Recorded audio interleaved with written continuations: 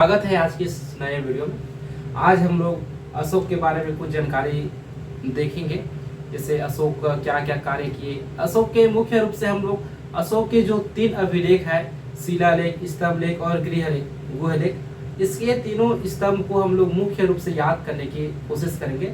और बड़ा आसान सा ट्रिक है जिसमें आप लोग तीनों अभिलेखों को याद रख सकते हो। ठीक है, देखते हैं अशोक के बारे में। अशोक का राज्याभिषेक हुआ था 269 में, है ना। इनसे पहले राजा बनने से पहले ये अवंती के गवर्नर थे। राजा बनने से पहले अवंती के गवर्नर थे। ये माता का नाम सुभद्रांगी थी। सुभद्रांगी कौन थी? इसकी माता का नाम था। पिता का नाम था बिंदुसार। पिता कौन था? बिंदुसार। एक उपनाम था कारमोली करके, उनका उपनाम था। अशोक ने एक भयानक युद्ध किया था, कलिंग युद्ध,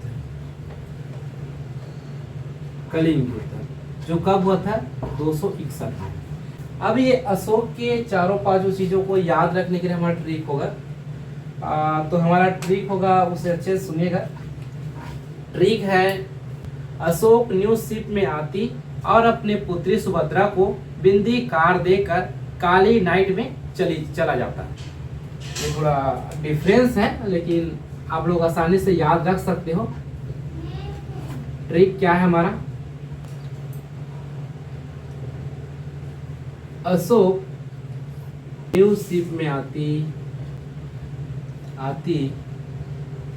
और अपनी पुत्री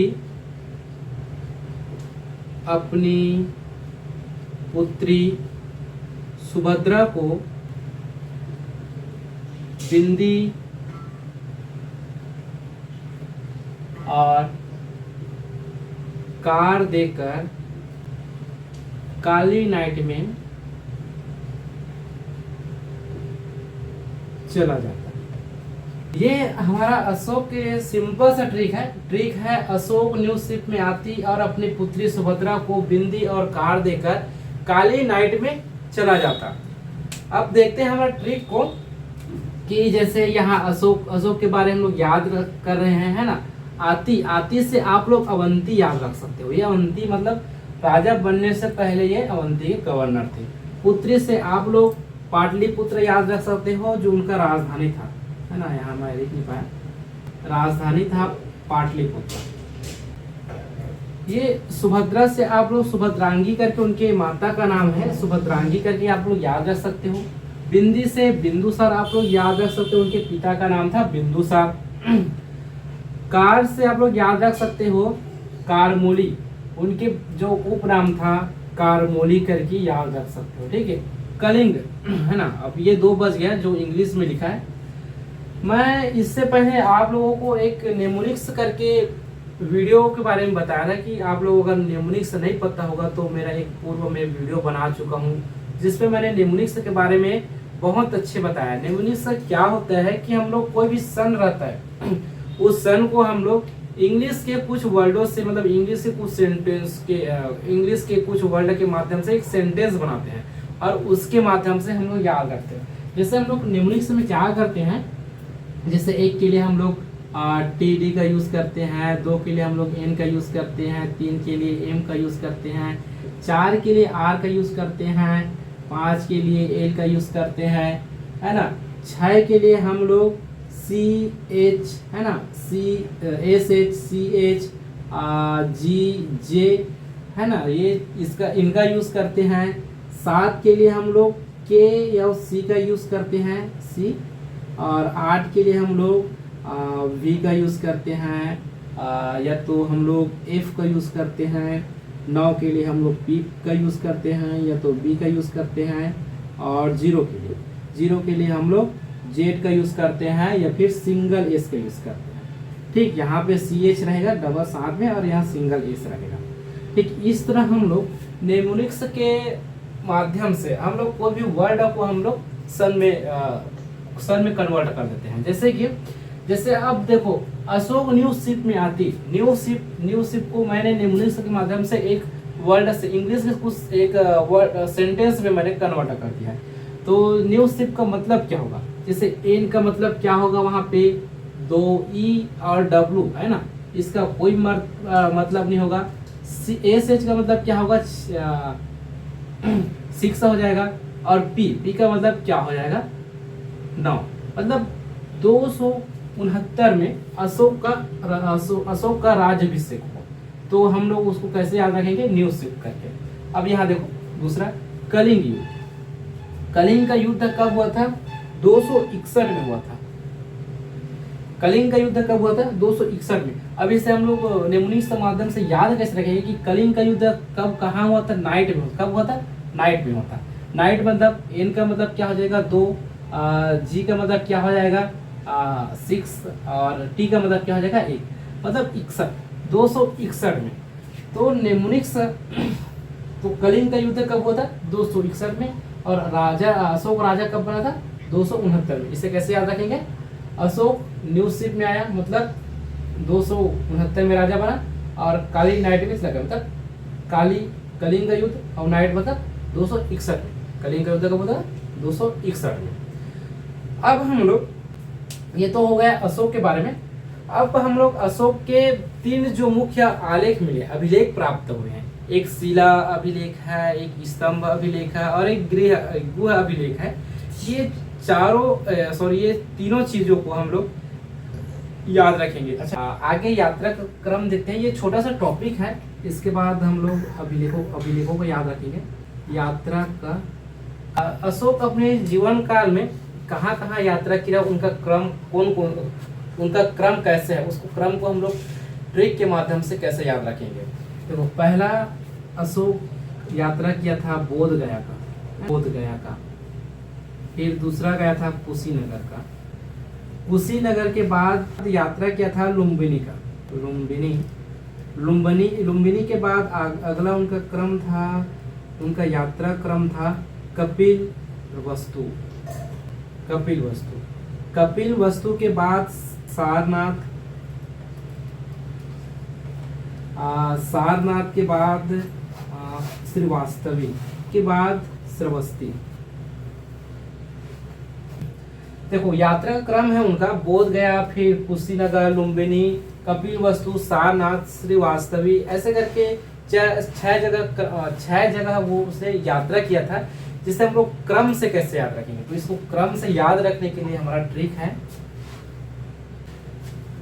अशोक के यात्रा को क्रम से याद रखने के लिए हमारा एक ट्रिक है। तो वो ट्रिक क्या है, अशोक गया कुशीनगर, वहां लंबा कपिल मुनि से मिल करके, है ना, कपिल मुनि से मिल करके सार निकाला और वास्तविक को जाना, है ना। अशोक, आपको हमें थोड़ा अमेजिंग कर लेना है कि अशोक एक गांव गया, है ना, कुशीनगर नाम का एक गांव है, वहां गया, और वहां एक कपिल मुनि करके एक ऋषि था, जिनके साथ उन्होंने बैठकर कोई भी वस्तु या भी कोई भी चीज का उसने सार निकाला और उसका वास्तविक हो जाना। जब तक हम किसी चीज का सार नहीं निकालेंगे तब तक हम लोग वास्तविक को नहीं जान सकते। तो इसी तरह आप लोग ट्रिक को याद रखेंगे, है ना। ट्रिक है, अशोक गया कुशीनगर, वहां लंबा कपिल मुनि से मिलकर सार निकाला और वास्तविक हो जाना। तो इस तरह आप लोग याद रखेंगे कि अशोक गया कुशीनगर, वहां लंबा कपिल मुनि से मिलकर सार निकाला और वास्तविक को जाना। ठीक है, जब तक हम किसी चीज का सार नहीं निकालेंगे तब तक हम वास्तविक को नहीं जान सकते। तो अशोक गया से आप लोग बोध गया याद रख सकते हो, कुशीनगर से आप लोग कुशीनगर याद रख सकते हो, लंबा से आप लोग लुम्बिनी करके याद रख सकते हो, और कपिल से आप लोग कपिल वस्तु याद रख सकते हो। इसी प्रकार सार से आप लोग सारनाथ याद रख, और वास्तविक से श्रीवास्तवी। इस तरह आप लोग यात्राओं को क्रम आसानी से याद रख सकते हो। स्वागत है आज की इस वीडियो में। आज की वीडियो में मैं आप लोगों को सिर्फ 2 मिनट में अशोक के जो 25 अभिलेख हैं, है ना, अशोक के जो 25 अभिलेख प्राप्त हुए हैं, उसे मैं सिर्फ आप लोगों को 2 मिनट में याद करके बताऊंगा। देखते हैं तो वीडियो की तरफ देखते हैं आगे। अशोक के मुख्य रूप से 3 अभिलेख प्राप्त हुए हैं, है ना। एक है शिलाभिलेख, एक है स्तंभ अभिलेख और तीसरा है गुह अभिलेख। शिला अभिलेख ये 8 जगह से 14 अभिलेख प्राप्त हुए हैं। 8 स्थानों से 14 अभिलेख प्राप्त हुए हैं। स्तंभ अभिलेख यहाँ 6 स्थान से 7 अभिलेख प्राप्त हुए हैं और गृह अभिलेख ये 4 हैं। टोटल 25 अभिलेखों को मैं सिर्फ 2 मिनट में आप लोगों को याद करके बताऊंगा, ठीक है। 25 अभिलेखों को 2 मिनट में याद करने का ट्रिक बताऊंगा जो बहुत ही बेहद ही आसान होगा। पहला हम लोग शिलाभिलेख देख लेते हैं। शिलालेख जो 8 स्थानों से, है ना, 8 स्थान से टोटल 14 शिलालेख प्राप्त हो। अब ये 8 स्थान कौन कौन से हैं उसे याद करने का हमारा ट्रिक होगा, शाम को जो सोया गधा कहलाए। शाम को जो सोया गधा कहलाए। क्या होगा? शाम को सोए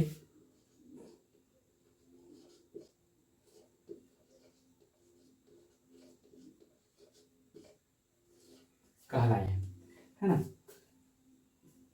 शिलाभिलेख जो मुख्य रूप से 8 स्थान से 14 शिलालेख प्राप्त हुए हैं, उस 8 स्थान को याद करने का हमारा ट्रिक है, शाम को जो सोवे गधा कहलाए। शाम को जो सोवे गधा कहलाए।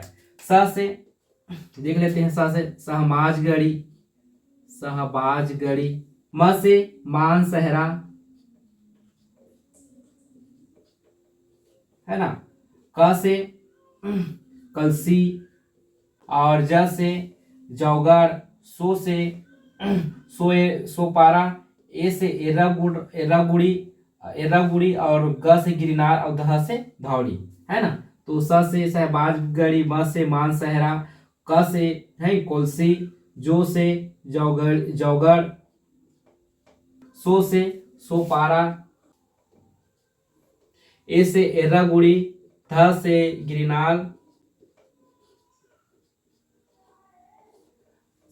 ग से गिरनार और ध से धौली। ऐसे करके आप लोग शिला अभिलेख जो 8 स्थान प्राप्त हुए हैं उसको याद कर सकते हो। ट्रिक क्या है हमारा? शाम को जो सोए गधा कहलाए। स से सहबाजगढ़ी, म से मानसहरा, क से कलसी, ज से जौगड़, सो से क्या होगा? सोपारा, एर्रागुड़ा, फिर गिरनार, फिर धौली। ऐसे करके आप लोग याद रख सकते हो। अब जो 14 अभिलेख प्राप्त हुए हैं, है ना, ये 14 अभिलेखों को हम लोग कैसे क्रम से याद रखेंगे, इसको मैं आप लोगों को बेहद आसान तरीके से बताऊंगा। शिला अभिलेख के अंतर्गत जो 14 अभिलेख प्राप्त हुए हैं, है ना, उससे हम लोग कैसे याद रखेंगे। आप लोगों को थोड़ा इमेजिन करना होगा कि अशोक है, अशोक के दिनचर्या के हिसाब से हम लोग उसको याद रखेंगे कि जैसे आप अशोक सोकर उठता है, फिर क्या करता है, उसके बाद जैसे वो आगे क्या क्या काम करता है, मतलब उनके पूरा दिन, एक दिन के हिसाब से याद करने की कोशिश करेंगे कि वो क्या क्या काम करता है, ऐसे करके, ठीक है। जैसे अशोक सोकर उठता है, फिर क्या करता है, फिर ऑफिस जाता है, मतलब अपने दरबार में जाता है, फिर वहां क्या करता है, फिर वहां से घर आता है, तब क्या करता है, फिर शाम को क्या करता है, फिर रात में क्या करता है। ऐसे करके उनके दिनचर्या के हिसाब से जो 14 अभिलेख हैं उसे हम लोग क्रम से याद रखेंगे। हम लोग इसको 3-3 भागों में और डिवाइड करेंगे। जैसे सुबह का 3 काम, ऑफिस का 3 काम, घर के बाद आने का 3 काम और सोने के बाद 3 काम। ऐसे करके हम लोग 5 भाग में 4 या 5 भाग में उसको हम लोग डिवाइड कर करके याद रखते हैं। तो देखिए आप लोग, हम दिनचर्या के साथ याद रखेंगे, है। तो जैसे अशोक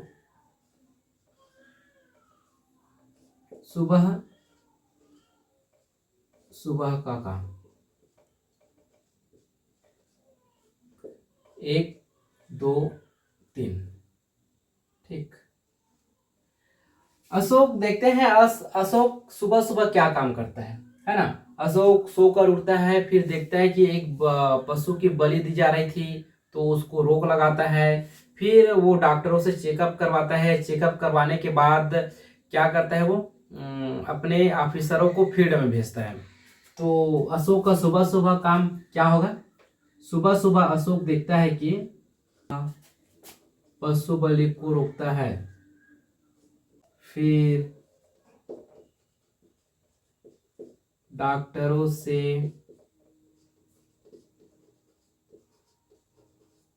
चेकअप करवाता है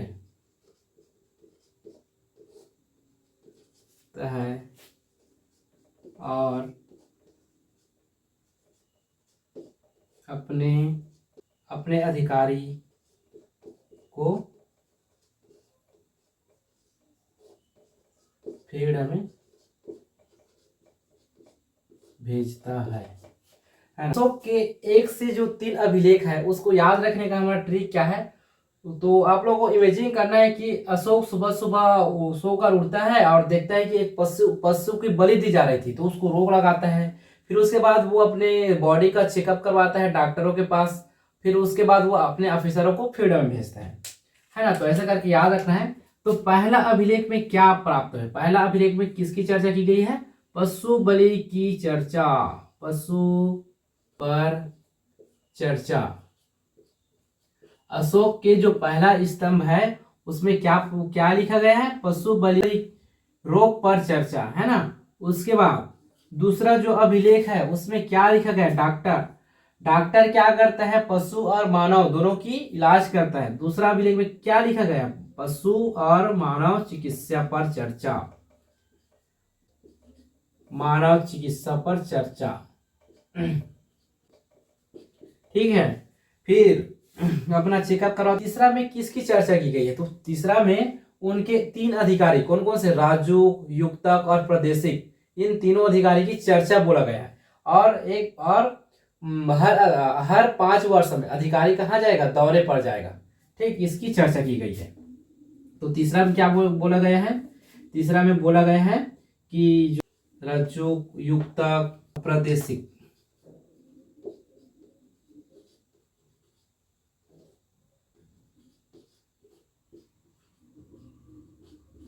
चर्चा, है ना।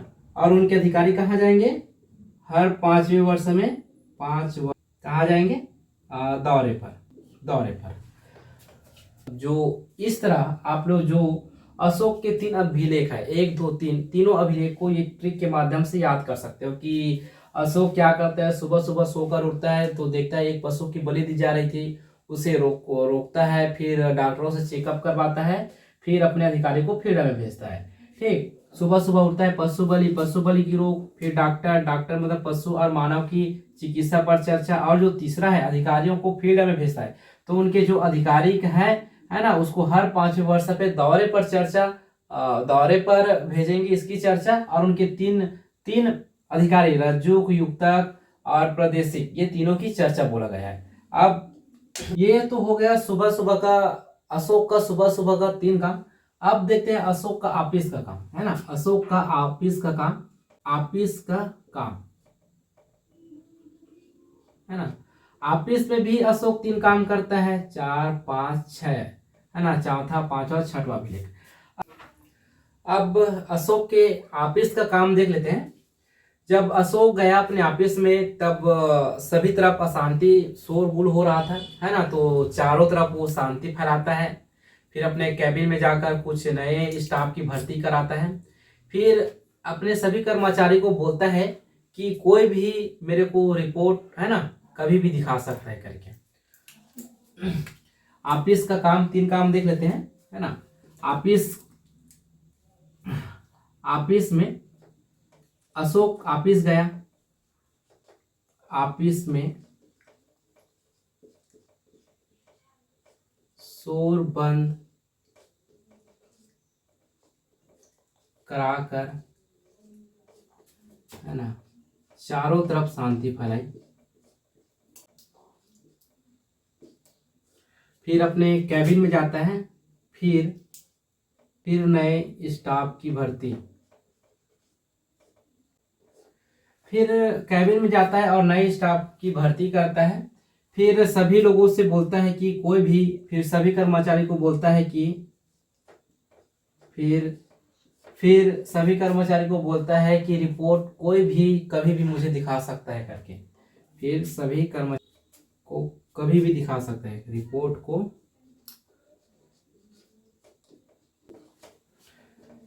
ऐसे करके है ना, अशोक के जो 4, 5 और 6 अभिलेख को हम लोग याद रखेंगे, है ना। तो अशोक के जो चौथा अभिलेख है उसमें क्या बोला गया है कि वो शोर, मतलब आप लोग शोर से आप लोगों को याद रखना है भेरी घोष, है ना। क्या करता है अशोक? भेरी घोष मतलब युद्ध नीति को त्याग कर धम्म नीति की चर्चा, है ना। तो आप लोग क्या याद रखोगे चौथा में? अशोक अपने ऑफिस में शोर बंद कराकर चारों तरफ शांति फैलाती है, मतलब शोर भेरी घोष नीति को त्याग करके धम्म नीति को अपनाता है, उसकी चर्चा किया गया है चौथा में, है ना। पांचवा में क्या क्या है? स्टाफ की भर्ती मतलब एक धम्म महामात्र, है ना, धम्म महा की नियुक्ति, है ना, की नियुक्ति। अशोक क्या करते हैं? धम्म महामात्र, पांचवा में क्या है? धम्म महामात्र की नियुक्ति का चर्चा किया गया है। और छठवा में, है ना, छठवा में बोलता है, छठवा जो अभिलेख है उसमें बोला गया है कि रिपोर्ट, है ना, जन कल्याणकारी रिपोर्ट या फिर जन कल्याणकारी के मामले में कोई भी किसी भी समय अधिकारी जन कल्याणकारी कार्यों के मामले में, जन कल्याणकारी कार्यों के लिए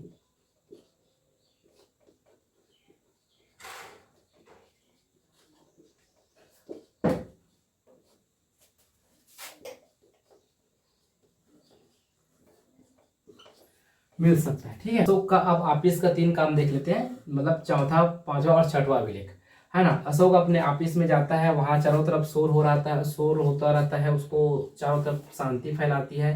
फिर नए स्टाफ की भर्ती करता है, फिर अपने सभी कर्मचारियों से, अधिकारियों से बोलता है कि रिपोर्ट कोई भी कभी भी दिखा सकता है करके, है ना। तो चौथा में क्या शोर से आप लोग क्या याद रखना है? भेरी घोष मतलब जो युद्ध नीति है उसको त्याग करके धम्म नीति को अपनाता है, चारों तरफ शांति फैलाता है, ठीक है। फिर नए स्टाफ की भर्ती करता है, एक धम्म महामात्र कर के जो अधिकारी का पद रहता है उन लोगों को नियुक्ति करता है। पांचवा में क्या है? धम्म महामात्र की नियुक्ति। छठवा में क्या बोलता है कि फिर वो अपने अधिकारियों से बोलता है कि रिपोर्ट कोई भी कभी भी दिखा सकता है, मतलब छठवा जो उसके अभिलेख में है उसमें अधिकारी जन कल्याणकारी कार्यों के लिए अधिकारी राजा से कभी भी मिल सकता है, ऐसा करके छठवा अभिलेख में प्राप्त हुआ है। अब अशोक छुट्टी उट्टी देकर अपने ऑफिस से घर आता है ना। अब आप घर का काम देखते हैं, मतलब शाम का सैर। अब शाम का सैर देख लेते हैं। अशोक है क्या है, अपने ऑफिस से आता है, सभी लोगों को छुट्टी दे देता है, अपने स्टाफ को, और घर आ जाता है। फिर घर आने के बाद वो शाम को सैर में निकलता है, तो सभी धर्मों के लोगों को साथ में लेकर वो सैर में निकलता है। फिर वहां लोगों से 2-3 मिनट बात करता है, लोगों को शिष्टाचार सिखा। अशोक के अब शाम का काम देख लेते हैं। अशोक सभी धर्मों के लोगों के साथ सैर में निकला, वहां लोगों को शिष्टाचार सिखाया। तो अशोक के जो 7वां अभिलेख है ना, जो 7वां अभिलेख है उसमें क्या कहा गया है? उसमें बोला गया है कि जो सभी धर्मों को मानने वाले लोगों को संयम में रहने को कहा गया है। 7वां में क्या बोला गया है? विभिन्न धर्मों को मानने वाले लोग, विभिन्न धर्मों को मानने वाले को संयम में रहने को कहा। सातवां जो अभिलेख है उसमें क्या बोला गया है, विभिन्न धर्मों को मानने वाले लोगों को संयम में रहने के लिए कहा गया है। आठवां में सैर में निकला मतलब उनकी यात्रा का वर्णन, अशोक की यात्रा का वर्णन इसमें आठवां में। ठीक है। नौवां में लोगों को शिष्टाचार सिखाया, मतलब नौवां में क्या है, नौवां में सच्ची शिष्टाचार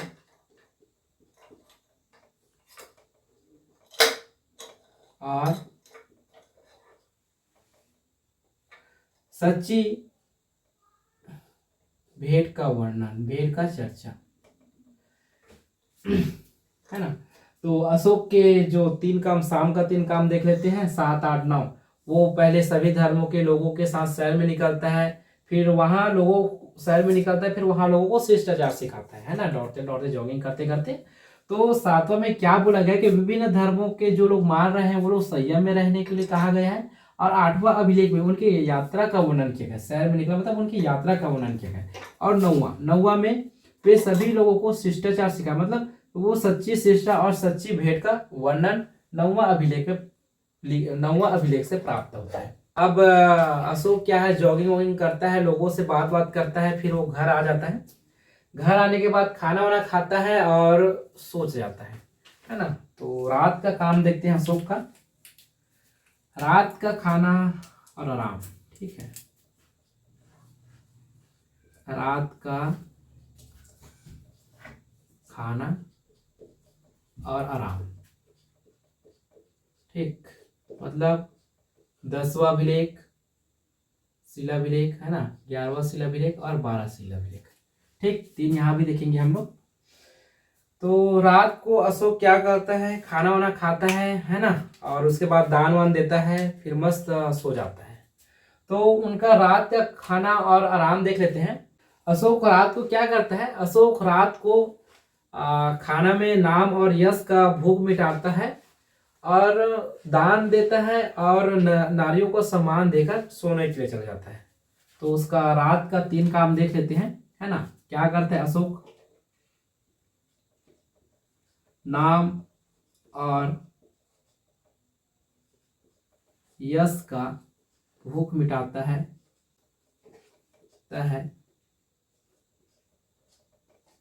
दान देता है और दान दिया है ना, उसके बाद नारियों को सम्मान देकर सोने गया। ठीक है,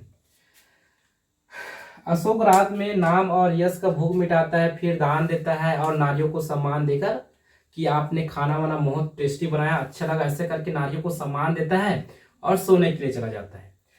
तो 10वां जो अभिलेख है उसमें कोई भी राजा नाम और यश के लिए काम नहीं करेगा, बल्कि प्रजा के हित के लिए काम करेगा, इसका वर्णन किया गया है। 10वां अभिलेख में क्या प्राप्त होता है, प्रजा की हितों पर काम कोई भी राजा है ना, नाम यश के लिए काम नहीं करेगा, है ना। तो 10वें में क्या लिखा गया है कि प्रजा के लिए, हित के लिए काम किया जाएगा, कोई भी राजा अपने नाम और अपने यश के लिए काम नहीं करेगा, इसका वर्णन 10वें प्राप्त हुआ है। और 11वां में क्या मिलता है कि ब्राह्मणों और श्रवणकों को दिए जाने वाला दान का वर्णन। 11वां में क्या है, ब्राह्मणों और श्रवणों दिए जाने वाला दान।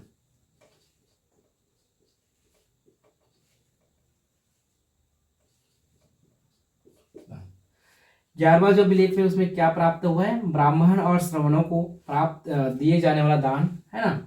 और 12वां में हमें क्या प्राप्त होता है, नारियों को सम्मान देकर सोने से लगा। नारियों को सम्मान मतलब नारी स्थिति, नारियों की मतलब स्त्रियों की स्थिति में सुधार, है ना। जो स्त्री हैं, स्त्रियों की स्थिति में सुधार, देख लो भाई। रात को क्या करता है, नाम अशोक रात को यश और नाम का भूख को मिटाता है, फिर दान देता है, फिर नारियों को सम्मान देकर चला जाता है ना। 10वां में क्या बोला गया है, प्रजा, प्रजा के हित में काम, राजा, कोई भी राजा प्रजा के हित में काम करेगा, वो अपने नाम और यश के लिए काम नहीं करेगा। दान देता है, मतलब ब्राह्मण और श्रमणिकों को देने वाला दान का वर्णन किया गया है 11वां में।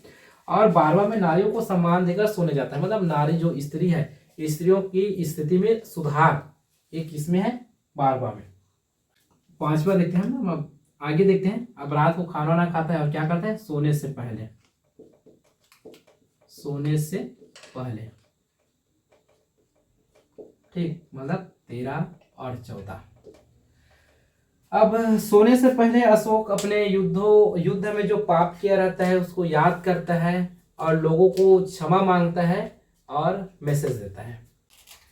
रात को सोने से पहले अशोक अपने युद्ध में किए पापों को याद करता है, युद्ध में याद करता है,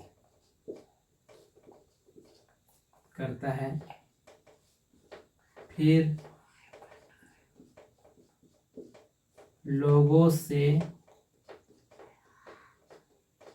क्षमा मांगता है और मैसेज देता है, क्षमा मैसेज देता है। अशोक के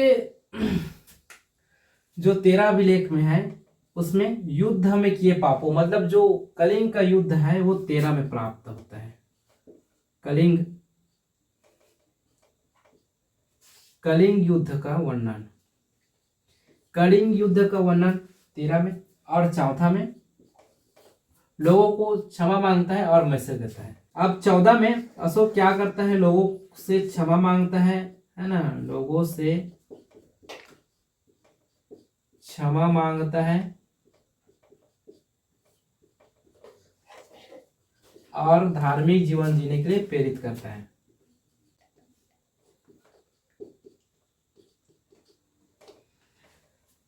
अब देखते हैं अशोक अब सोने से पहले अपना सोने से पहले क्या क्या करता है कि अशोक अपने सोने से पहले है ना अपने किए गए युद्धों जो पाप किया रहता है उसको याद करता है। क्या है लास्ट जो अभिलेख है उसमें क्या प्राप्त हुआ है कि उसमें लोगों को क्षमा मांगता है और लोगों को धार्मिक जीवन जीने के लिए प्रेरित करता है। इस प्रकार आप लोग अशोक के जो स्तंभ है ना, जो 14 स्तंभ अभिलेख है उससे आप लोग आसानी से याद रख सकते हो कि अशोक का सुबह सुबह 3 काम, ऑफिस का काम, शाम का काम है ना, शाम का सैर और रात का खाना खाने से पहले और सोने से पहले। इस तरह मैंने 3-3 जो उसका काम है, उसका 3-3 अभिलेख है, उसको मैंने 3-3 कामों में डिवाइड कर दिया है। और आप लोग इसे 1 या 2 बार अच्छे से देखोगे तो आप लोग याद रख सकते हो दोस्तों।